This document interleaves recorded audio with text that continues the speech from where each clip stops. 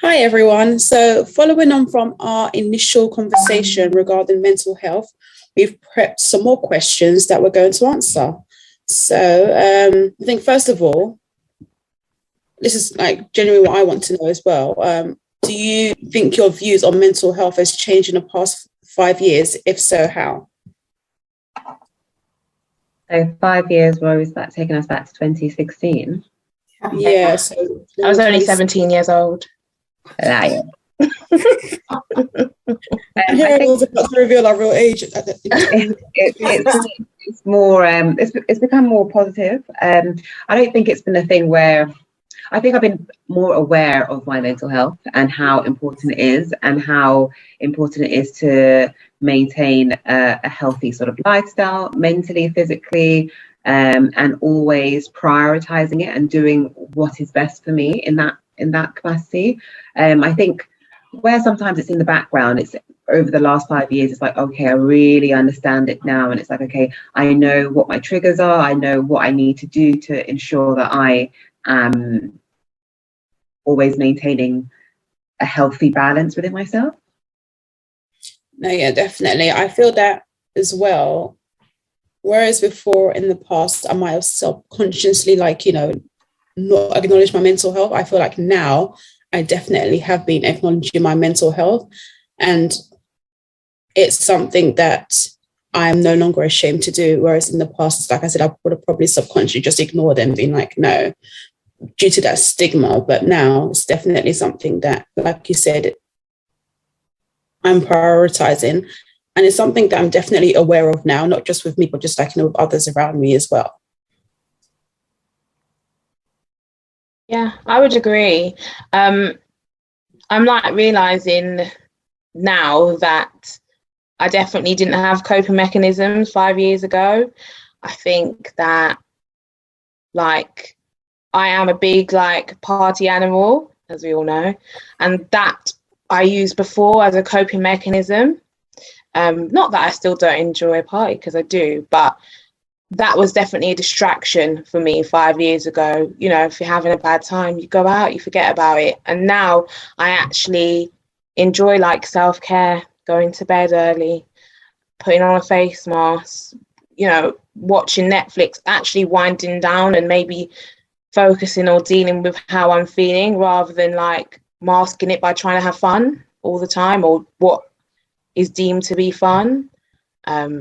I don't feel the pressure to perform for people. If I don't feel good, I don't feel good.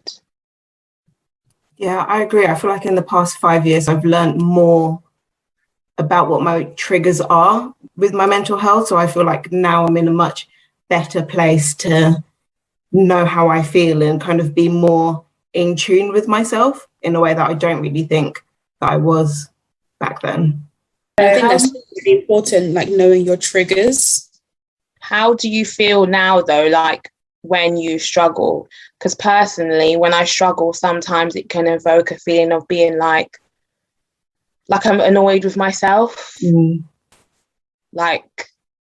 I've still not managed to move past that bit of being okay, not being okay. Whilst I know I'm not, and I have to take that time, it's I still want to push. Definitely. I think for me, it's knowing there are certain things that I do, and then I'm like, oh, actually, you're about to have a panic attack, or, oh, you're about to be in a dark place. Whereas I think 5 years ago, I don't think I would have clocked those small things. I think at that time, we were very much go, go, go. And you would notice little things, little changes in your behavior, but not do anything to mitigate them or to look after yourself. Whereas now I'm actually, this is about to lead to something else. I need to take a pause and a break. Not all the time, but I can see it more now. See, that's really good, because with me, I feel that while I'm acknowledging when I've been having issues, I do also feel that it's not until I've experienced something that it's not until the aftermath of something, that's when I've realized, okay, so that's what happened. If that makes sense.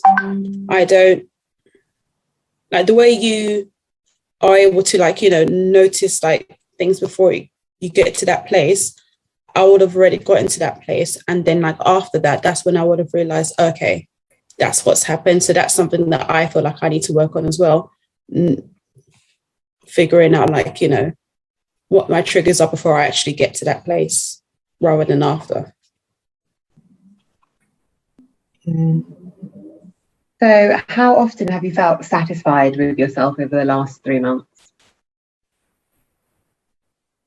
I think this is a tough one because we're still like in this 2 years where life isn't real. Like we're still in this pandemic, like we're kind of outside, but also waiting for outside to get locked off. Like it's a bit of an in-between phase. I think satisfied is a hard word.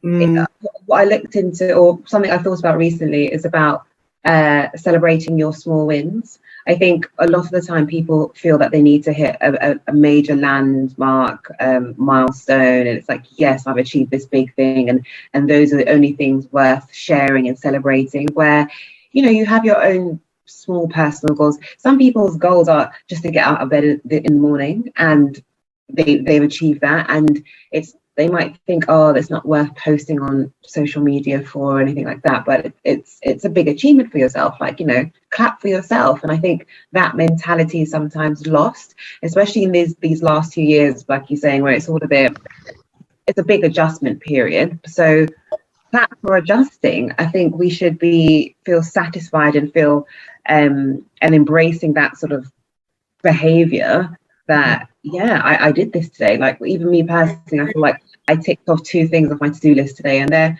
just life admin things that I've been meaning to do for so long, but I've done it, and it's like, yeah, like I booked an optician's appointment. Yeah, like good. It might not mean the world to other people, but it makes a difference to me, and it's a small little step in the right direction for me and my path, and I think that's what's important. I think it's training yourself to accept that, though. I feel like all the big markers for success at this point in life are like getting married, having a baby, having your own home, having a great job, getting a promotion. Like it's almost as if we're not allowed like to say, do you know what, I booked an optician's appointment today, I really need to do it, and I've taken care of myself, and like I'm proud of that. Like it's like society's almost dictating what people are supposed to be proud of and what we're supposed to be doing. And I feel like I struggle to say I feel satisfied with myself lately, because it's almost as like it's never enough. Like, I don't know, which is probably a personal thing. But there's always like this urge inside of me that's thinking, you've done this, you could be doing that. You've done this, you should be doing that. Or you've done that, but you didn't do this. It's really hard to train myself to say, actually, I wasn't feeling great and I got up today and got all my work done. I'm really proud of myself. It doesn't feel natural, which is hard because it should. Do you think that that's maybe because we have been conditioned to only celebrate and acknowledge the big wins? So in a way, we're now being conditioning ourselves to celebrate the small wins. Because if you look on social media, for example, that is what you actually see people celebrating, is what, or maybe not even just social, just life in general, is what we see people celebrating. I bought a new house, or I've just owned my first home. They celebrate that. I've bought a car. They celebrate that. That's what we've been conditioned to see and to celebrate. So it's almost as if you're not doing those things, like how can you be satisfied? And it's like, actually, everyone's got different goals, and you don't know. For someone whose goal is a small win, that might be a big win in their world, because what they might have to go through to have had what someone else would look at as a small win is not, everyone's journey is not the same. But yeah, I think for me personally, I struggle to say I'm ever satisfied, because I'm always trying to change, do, fix. I don't know. Like my natural nature is like, oh, satisfied. No, you can always do more. You know, like when you were younger and you got a B, and your dad would be like, well, you could have got an A. And it's like, that's my mentality with life, which I do actively want to change, because I feel like if you're always constantly chasing something, you're not appreciating where you're at. That's so true, actually. I I think that's something that you don't really sit in and think about. I think satisfied feels like such a loaded word, because it's like, you also, to say that you feel satisfied with yourself kind of feels like you are patting yourself on the back. And I don't really feel like, at least for me, I'm not really that kind of person. I'm always really hard on myself. So even if it is something that's like, if I'm having a tough time and I'm like, oh, I've woken up today, like you said, that is something that you should be proud of. But I don't really feel like that. I'm like, actually, why are you proud of doing something that's so small that other people are able to do? So I think it's kind of a tricky one. It is about unlearning a lot of things that we've been taught and really looking into what you think is normal. Yeah, I would say as well, like, when people say they're proud of me, it makes me feel a bit awkward. Like, Yeah. I feel like I have to say, like, I'm proud of you too. Like, it feels a bit, I don't know, like, if someone's like, I'm proud of you, like, yes, thank you. It makes me feel like arrogant, which is weird. Like, you should be proud of yourself. You should tell your friends, your loved ones, that you're proud of them. You want people to be proud of you, but it feels unnatural. Like, Well, so what feelings have you had about working towards your goals and dreams? overwhelming. Like, I'll be honest, like, for me, you guys know, like, I'm in the process of trying to like buy somewhere, and the closer it gets, the more anxious I get, the more overwhelmed I get. And it's not because I've not worked it all out and stuff like that. It just feels like there's so much pressure, like, with anything, like, it's been a goal of my life to like have my own home, but it feels like, so, I don't know, I can't explain it, like a big transitional change. And frankly, it's made me feel overwhelmed. Like, the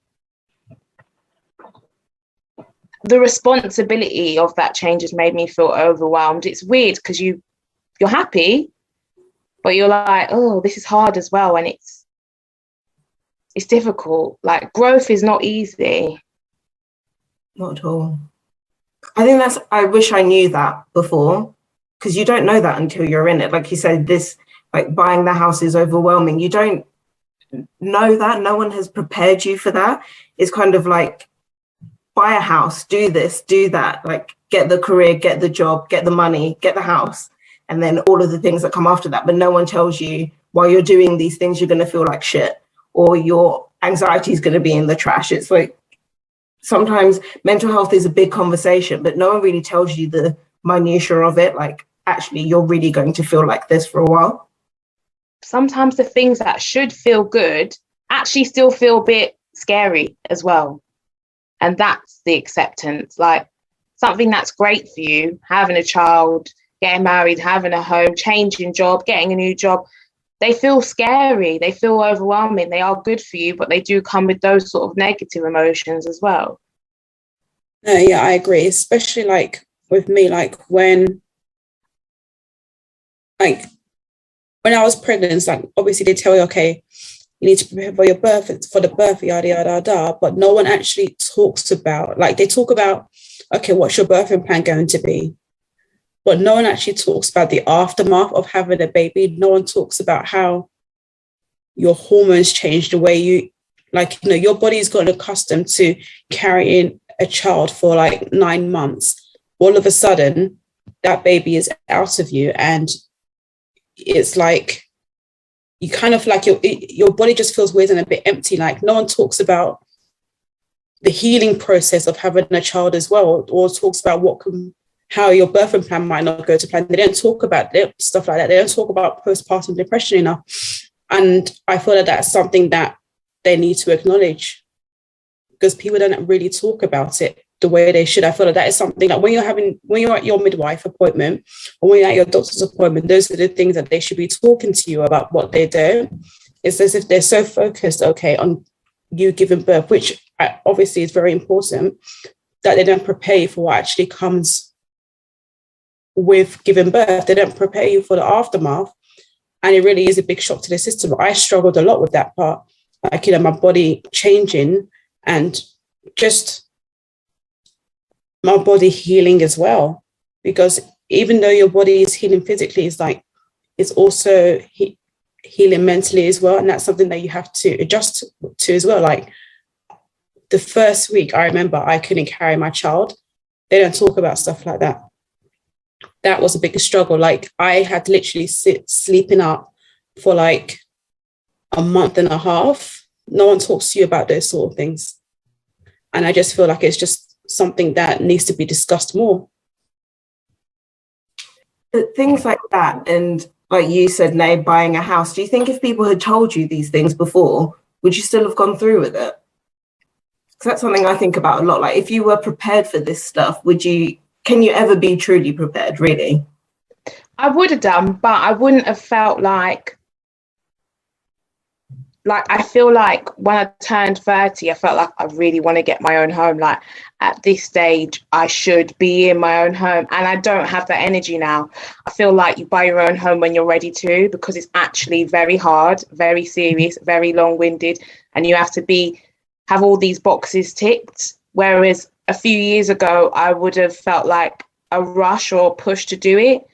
Now, I wouldn't say I wouldn't do it. I'm just more aware of how hard it is. And so like I would have happily taken my time. Like say the place I'm buying now, if it fell through, I wouldn't feel an immediate rush to be like, got to get back on the horse. Like I'm happy for it to take longer. Like I don't feel pressure to undertake things now just because it's like what you should be doing at this age. I like the emotions. It allows you to brace yourself. I mean, each to their own. Just because you felt like this in one situation doesn't mean I am. But it's great to take things on board. I think just as a person, I'm very analytical. So the more, insight I get from different perspectives, I'm like, okay. And then it's my turn. And then I'm like, okay, I have a clue of what I could potentially be feeling. I'm prepared if I am feeling like that, especially if it's something that really does trigger me. And then I just kind of go with it, but I don't let other people's journeys dictate mine. You never should. But I do think, like, say when you said with having children, and also like people throwing up their completion photos on the gram and stuff like that, it looks like it's all glam. You see the woman holding the baby like a week later, proclaiming her love for this child, looking hair perfectly coiffed. And I listened to this life coach that has a podcast, and she was like, when I had my kid and they put the child on my chest, I felt nothing, not in a nasty way. I just didn't feel anything at all. But I didn't feel like I could openly say I felt nothing. When I listened to it, I was like, wow. And then the lady she was talking to was like, I felt the same. I just felt like this thing that's come out of me, I'm meant to have feelings for, and I don't know what I'm doing. It's like, I like hearing different perspectives. I'm not saying that's how I'd feel, but it's nice that she's felt like she can vocalize that. Like you said, Nat, it's something I can take on board should I have a child and I have, a few days where I'm looking at it like it's an alien. I know that other people have been through that before. It doesn't make me a bad mom. Like that openness is a good thing. And I think that's what it is as well. It's just that, it's like you said, it doesn't necessarily mean you're going to have the same experience, but I guess to some extent, it means that if you are feeling this way, you know why, and you are somewhat prepared.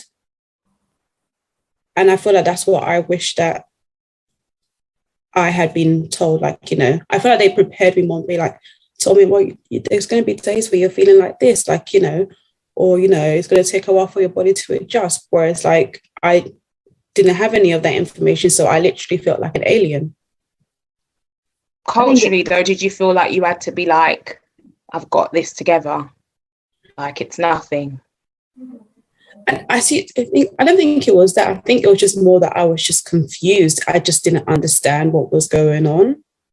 Like it was just confusing. Like that first week here, I legit cried every day, and I just honestly did not understand what was going on. Like, why am I crying? Like for 7 days straight, I cried, and I just didn't understand. And I wish that, I had known that it's just literally just part of your hormones changing and adjusting. I just wish that I'd known stuff like that, because when it's happening, you actually do feel like an alien, that you're going crazy. And it's like, I've given birth to an amazing child, but then I can't really enjoy it because I'm constantly crying and I don't know what's going on. I think that's something I do to share, to help others in terms of supporting others with their mental health, is sharing my experiences with things. I think where I've just generally, well, in life where I think I've experienced quite a vast variety of things, share it with others, because it's a good way of them coping with things. Like you're saying, Ola, if somebody spoke to me, if I maybe knew somebody who was in a similar position, I've just had a child recently and I'm going through this as well, especially when you can relate to people, then sharing your perspective is great. And I think going back to what you said, culturally, we are seeing a lot more representation across so many platforms of women that look like us, similar age, going through the same things. And so it's very great to hear what they think and how they feel or felt in a particular situation, because you're like, me too, girl, me too. And I'm totally here for it. Just also, it's interesting, like when you hear about people, for me, I follow lots of Instagram accounts for people who have like some of the similar mental health things that I have. And it's always really interesting, because then when you read it, you're like, oh, actually, I'm not the only person that experiences this, or I'm not the only person who is triggered by something that is so mundane for most people that is actually like something that can throw me for days. So it is really important to, speak out a bit more. It's tough as hell though, but it's worth it. I like about this day and age is that any little thing that you might have going on in yourself, be it physically, mentally, or I struggle with this, or I don't like this, you can Google it and you can find somebody else there on that World Wide Web, and they have a blog or a post or a page or something that breaks it all down. I am totally in love with all of that. There are so many things about myself, and sometimes I just Google. Google is my best friend. There are other search engines too. And yeah, you can find out so much. I agree. I think that's why I love podcasts, like not even just by people that like I would come across in life, just people chatting in general about their thoughts and feelings. Like I really enjoy even stuff I can't relate to. Like I don't have kids, but it was really interesting to listen to that lady's take on birth and stuff. It's nice that we are able to sort of peer into people's worlds nowadays and see how people are manoeuvring. Definitely. I also think it helps when you have, like, obviously I don't know what lots of other friendship groups are like, but I think it helps with us in that we are, if we're going through something, we could be like, actually, I'm going through something at the moment. Or if like the pandemic has really thrown us, I remember we were like on house party constantly, and we would be like, think about it the other day. Do you remember house party? Yeah. I was thinking that our house party Fridays, and we'd have like a glass of wine and be like, this is mad. I'm struggling. Oh dear. Yeah, I did too many Zoom pub quizzes as well. Like, oh my gosh, I don't miss that. And do you remember the random people jumping in the house party? Like, Oh my gosh. oh dear. I think that's evolved throughout the years though. Like, I think our ability to express ourselves to each other and check in with each other has got better. I definitely say, like, now I will genuinely ask you how you are, and like I'm not just asking because I have to, I'm concerned, and if I feel like someone's going through something, I'll try and reach out. Whereas maybe in my 20s I was too busy getting ready for the rave. Do you know what I mean? If I caught you, I'd check in, but I had places to go, people to see, things to do, and now it's important for me to be more attentive to my loved ones, and I feel that from everyone. Like, it's not just about being there for each other in the fun times, but everyone tries to support each other in those difficult moments too. I know sometimes I just need to have a big ugly cry. Yeah, it's just me. Like, I just need to cry. No, I love it. It's so therapeutic. I love to cry. And I get a headache. Like, sometimes I lean into it. Like, I listen to sad breakup music, or I watch a film about someone who's dying. Like, I really, if I need to cry, I'm gonna lean right in. Yeah. My emotions allow me to try to suppress crying as much as I can. Yeah, but doesn't that make it like you feel like a pain? Because if I try and hold it in, like if I'm somewhere where I can't cry, it's like it hurts me. Yeah, I get a migraine, honestly. I cannot suppress any emotion. I find it very, very hard. Like you wear your stuff on your face, like really wear it on my face. My heart's on my sleeve, like literally. Like if I'm not happy, I'm not happy, and it's like, yeah, it's true. Yeah.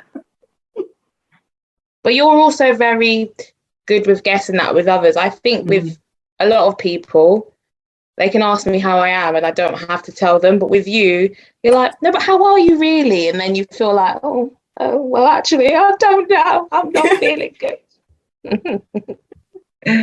oh gosh. I think that's the thing, though. The more in tune you are with yourself, the more you are attentive to other people and what they're going through, I guess. Yes, because the worst thing you can do in this life is lie to yourself. Why are you lying to yourself? Seriously. Like, why can you not just sit there, look in the mirror and be honest with yourself? Like, I feel like this, or I did this and that wasn't a good move. But okay, yeah, who cares? Let's just do better next time. But just be honest with yourself, because who's judging you? Like, even if you guys were to tell me something, now I've done the worst thing, I'll be like, well, that was bad. Who am I to judge you? And I just can't take it when people like to just live a facade and it's just like all this smoke, and it's like, just be real, be so authentic, organic. It's just so cleansing of the soul. And then then you can really see it in others as well, and you can help them find their way through the fog. Because I think that takes growth, though, because I think that there's a vulnerability in being authentic. And like for me, I definitely would say that's been a journey. Like I spent a lot of time trying to be what I felt others needed to be, not being in tune with my own self. There was no reason. It was just me deciding that it can only be like this. And I think that takes like power to be that vulnerable. Definitely. And you need to feel safe. I don't think you can be vulnerable in environments where you don't feel safe, and it's about putting yourself around the right kind of people, right kind of places as well. And then we can be vulnerable with each other because we feel safe with one another. If you can't do that, then it's a difficult situation. I guess having that trust, though, is probably based on what you've been around and you've experienced. Like for some people, that level of trust doesn't come easily. Do we have one last question? I mean, a lot of them are very open, a big can of worms. Should we ask each one a different question? Oh yeah, I could do that. We've covered quite a few. I mean, what's your biggest mental health trigger? High level. We don't really have the time to go into the deep detail. Lack of control. I'm very laid back, but not about big things in life. I'm laid back in like, what do you want to eat? Do you want to go there? Should we do this? But like major milestones, like lack of control, it throws me off. Joe? I think mine is, one of my biggest triggers is anything that sets off my OCD. So right now it's just germs. And this pandemic, anytime I touch something, that's going to set me off for a little while. Still working on like I said, I'm still trying to figure out what my triggers are, but I do know that one thing that definitely unsettles me is like not knowing the unknown. That is definitely something that I will say. Unsettles me, the unknown. Like I just like to know. Yeah, I mean, I'd agree. The uncertainty and lack of control is a big hybrid for me. If with most things, there has to be some level of control. It doesn't always need to be me, and that's a growth thing for me as well. But things that are out of control, it's like, okay, so what's happening here? Especially where they will affect me in some capacity. Don't like that, and there's always going to be a level of uncertainty with things, but where that level gets a bit too high, it's a bit uncomfortable for me. So yeah, it's a good question to ask. It made me really think to myself, what are my other triggers? Because there must be other, and I think that's good good homework for us to really like think about it and like, yeah, what else sets us off? Minor things too, can't it? Or like when things don't go to plan as well, like, you know, accepting that that's just the way it was supposed to turn out, or that's just the way it was supposed to be. Also, that people think differently to you. I have found recently that, especially like re-socializing, going out into the world again, something that triggers me sometimes is when people don't behave in the way that I expect them to.